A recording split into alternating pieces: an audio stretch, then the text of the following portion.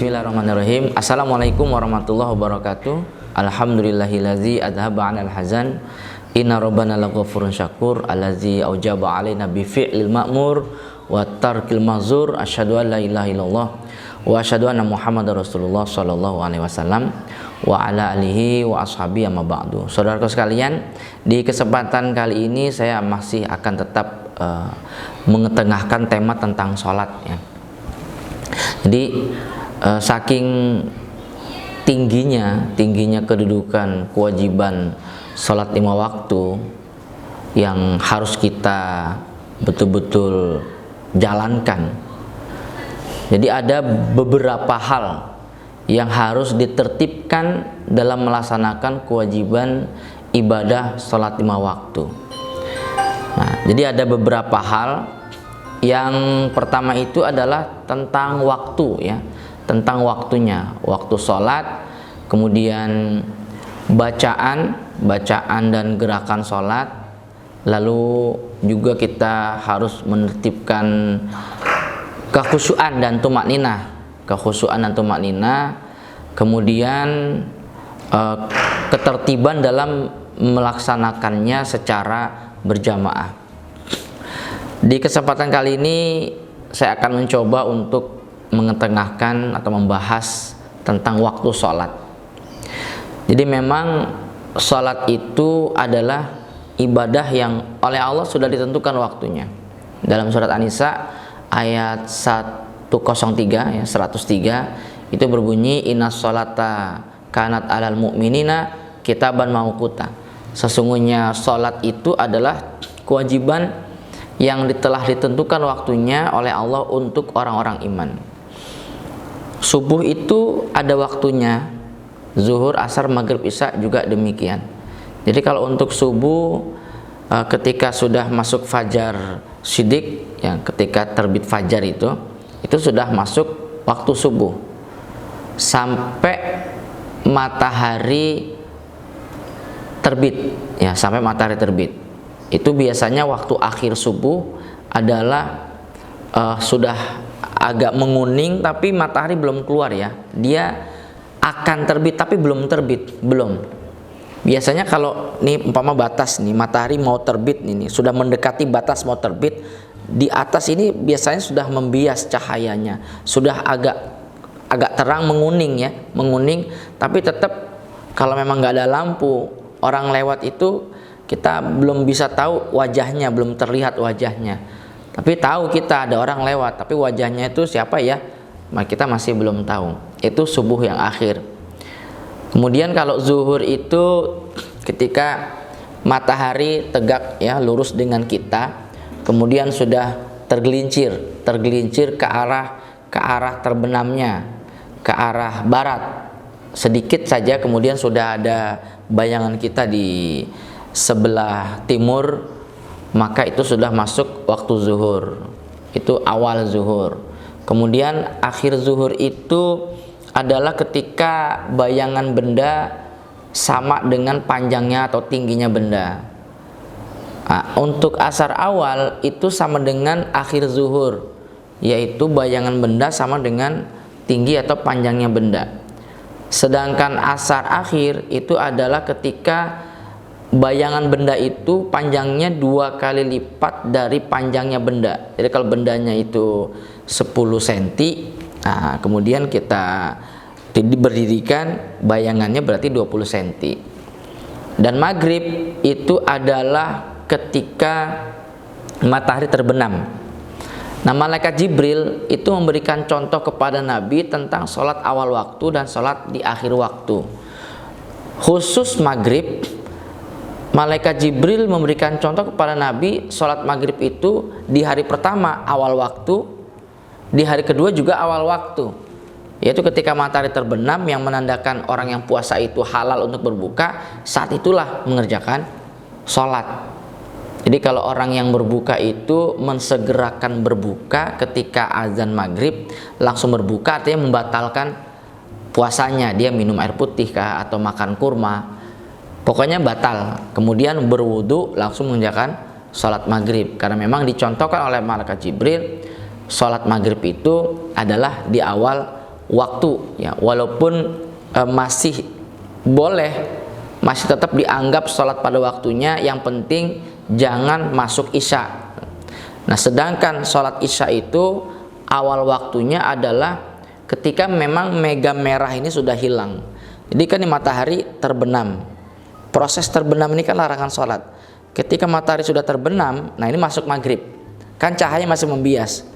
Makin terbenam matahari, makin jauh dari batas terbenamnya itu, maka bias cahaya ini akan ikut ke bawah karena matahari makin jauh. Nah, ketika sudah tidak ada biasnya lagi, itulah masuk waktu isya. Ketika cuacanya sedang cerah, biasanya ditengarai dengan terlihatnya bintang. Itu adalah waktu isya yang awal. Ya, adapun waktu isya yang akhir itu bisa diperbolehkan bisa sampai sebelum subuh. Tapi yang dicontohkan oleh malaikat Jibril itu adalah ketika habis waktu malam, yaitu ketika pertengahan malam itu sudah terakhir menuju pagi. Nah, malaikat Jibril mencontohkannya itu di hari kedua, kira-kira kalau dijamkan ya, sekarang itu kurang lebih jam setengah 12 sampai jam 12. Malaikat Jibril memberikan contoh tentang isya akhir. Artinya saudaraku sekalian, bahwa Allah yang maha adil, Allah yang maha pengasih, maha penyayang kepada hamba-hambanya, sangat tahu bahwa terkadang hambanya tidak bisa mengerjakan sholat 5 waktu di awal waktu. Makanya Allah kasih rentan waktu. Nah, kewajiban kita harus bersyukur pada Allah dengan berusaha menjalankan kewajiban sholat di waktu yang telah ditentukan itu oleh Allah, yang dicontohkan oleh malaikat Jibril kepada Nabi Muhammad. Jadi kalau ada orang itu dengan sengaja ya, tanpa ada uzur syar'i, dia sengaja mengerjakan sholat di luar waktunya. Contohnya dia mengerjakan sholat zuhur di waktu asar dengan tanpa uzur syar'i ya. Contohnya ya hanya gara-gara macet dan males untuk menepi mengerjakan sholat. Alasannya hanya itu, padahal sebenarnya dia bisa menepi untuk mengerjakan sholat pada waktunya, tapi dia lebih memilih nanti ajalah, kalau udah sampai di rumah nanti saya akan kerjakan sholat zuhurnya, padahal zuhurnya udah habis waktunya, dia kerjakan di waktu asar. Nah, itu adalah perbuatan dosa besar, itu melanggar aturan Allah, itu sholatnya tidak diterima oleh Allah, bahkan dihukumi tidak sah, dan ada ancaman siksanya, malah ada ancaman siksa. Jadi artinya jangan dikerjakan saudaraku sekalian. Kalau dalam surat Maryam ya, itu ada ayat yang berbunyi fakhalafa min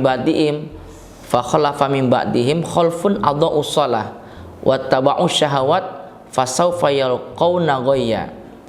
Maryam ayat 59. Kemudian setelah mereka generasi yang awal, datanglah para pengganti, yaitu generasi penerus, yang mereka generasi penerus ini menyia-nyiakan sholat dan mereka mengikuti syahwat, dan mereka akan jatuh ke dalam jurang neraka.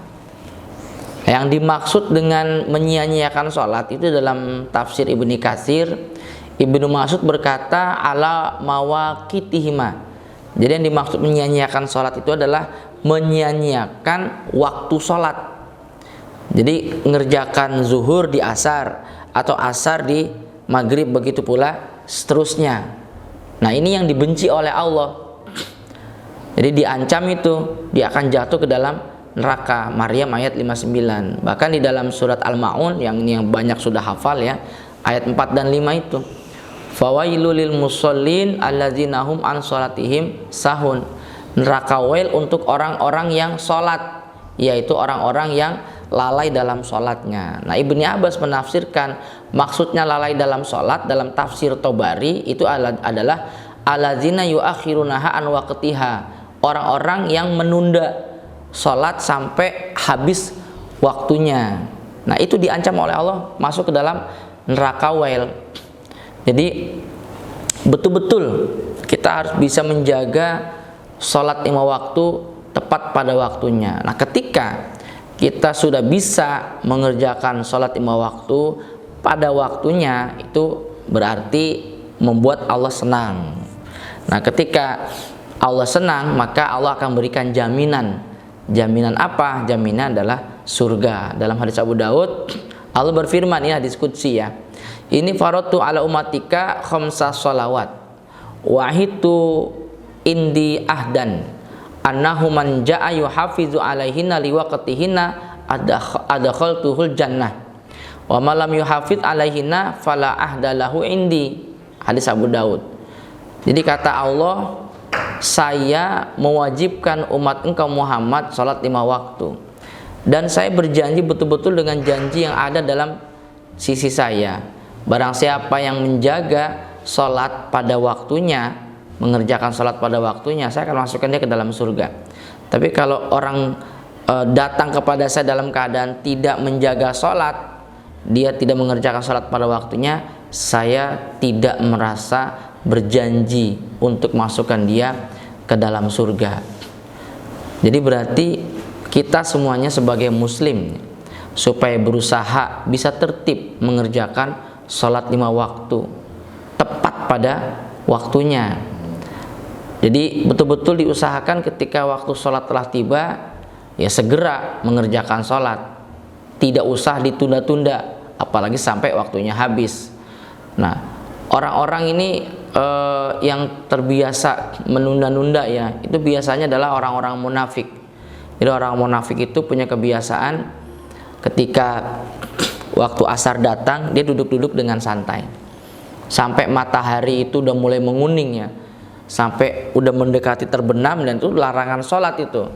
Dia kemudian bersegera untuk mengerjakan sholat dengan gerakan seperti ayam mematuk ya, ayam mematuk, cepat sekali. Nah, sehingga akhirnya dia tidak mengerjakan sholat dengan benar. Padahal orang yang mengerjakan sholat dengan gerakan yang sangat cepat, artinya tidak tumaninah, maka Allah tidak terima sholatnya. Cepat sekali sholatnya. Jadi berbahaya sekali ketika kita tidak bisa menjaga waktu sholat.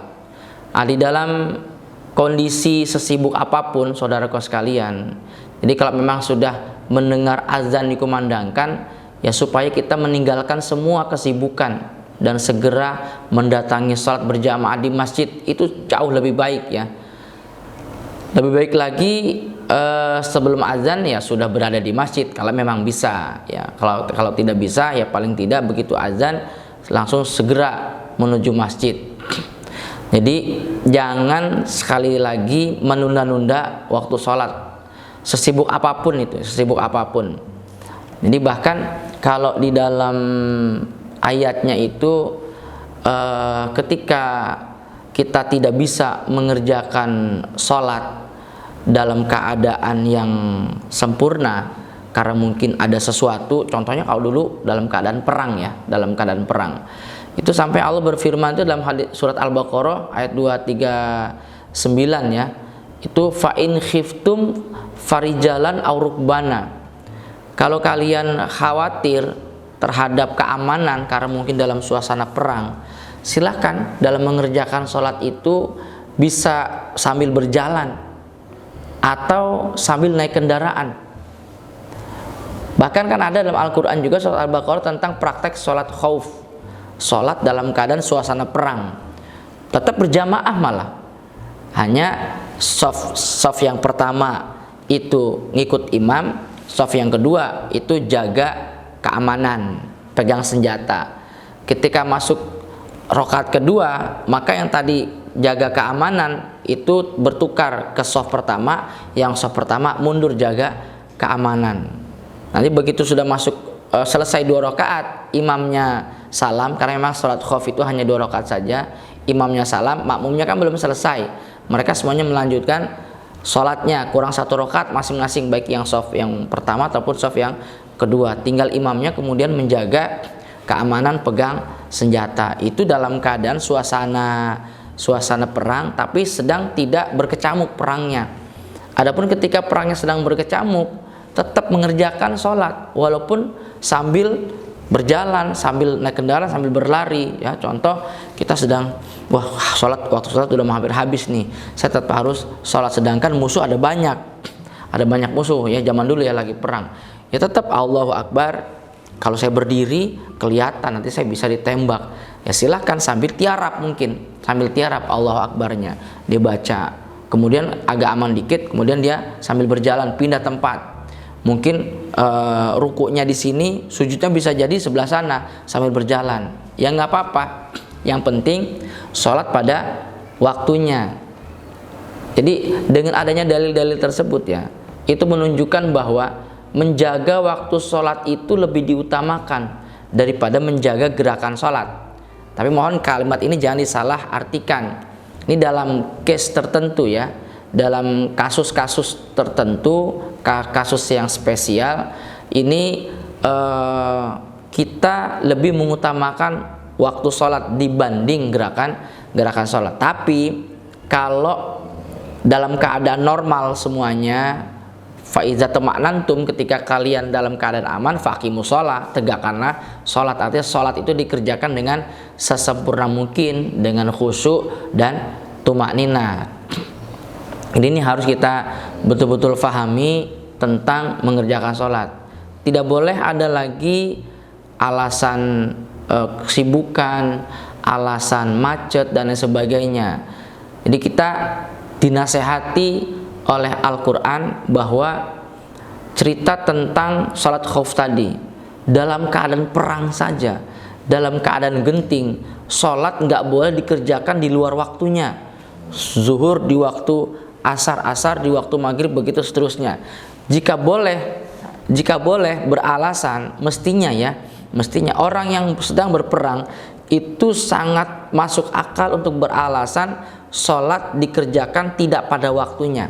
Tapi nyatanya atau ternyata Allah justru berharap tetap sholat dikerjakan pada waktunya. Apalagi kita yang sedang tidak dalam keadaan berperang, hanya karena mungkin sibuk masak, sibuk bantu hajatan dalam perjalanan, atau sibuk yang lain-lain. Ingat, sholat yang paling utama. Semoga Allah jadikan kita sebagai hamba Allah yang selalu menjaga waktu sholat. Semoga manfaat. Mohon maaf atas kekurangan. Assalamualaikum warahmatullahi wabarakatuh.